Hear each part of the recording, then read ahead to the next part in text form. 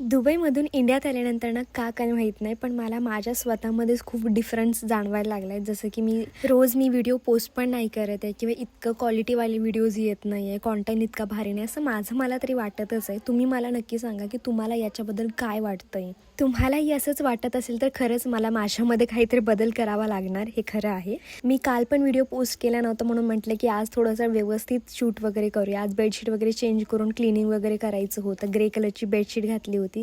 Room आता थोडासा स्वच्छ आणि छान वाटत होता. आणखीन म्हणजे कपडेही थोडेसे जास्त साठले होते, मग आज मशनीलाच टाकायचे होते. पहिल्यांदा म्हटलं की झाडू मारून घेऊया. माझ्याकडे 2 रूम आहेत, एक म्हणजे बेडरूम आणि त्यानंतर आतली एक रूम पण आहे. हा जो कॉर्नर आहे ना, तो काल मी शूट करण्यासाठी तयार केला होता. हे झाड मी वापरात काढलं होतं, पण हे झाड मला आवडलं, फक्त याच्यासाठी कुंड्याची गरजच आहे. मग हे झाड आणखीन छान वाटेल. त्यानंतर ना कपडे मी मशीनला टाकले आणि डिटर्जंट आणि कम्फर्ट पण टाकले. खरे तर 2 दिवसांपासून मी कपडे याच्यावरती वाळू घातले नसल्यामुळे धूळ बसली होती चांगलीच, आणि याच्यावरतीच कपडे वाळू घातले असते तर ते कपडे घाण झाले असते, म्हणून मी पटकन पुसून घेतला आणि मग कपडे वाळवायला घेतले.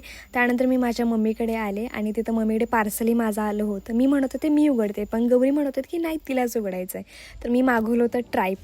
मी जे आता वापरते ना, ते ट्रायपॉड खराब झालेलं आहे. मी त्याला चिकटपट्टी लावून वापरत आहे. खूप प्रॉब्लेम होतात यूज करायसाठी, पण आता थोडंसं व्यवस्थित होईल. त्यानंतर गौरी म्हटली तुला नेल पेंट लावून देते. म्हटलं बरं ठीक आहे, लावून दे. आज मी मम्मीकडे खास जेवणासाठी आली होती, कारण मस्त असा मटणाचा बेत होता. मम्मीने जेवायला बोलवलं होतं.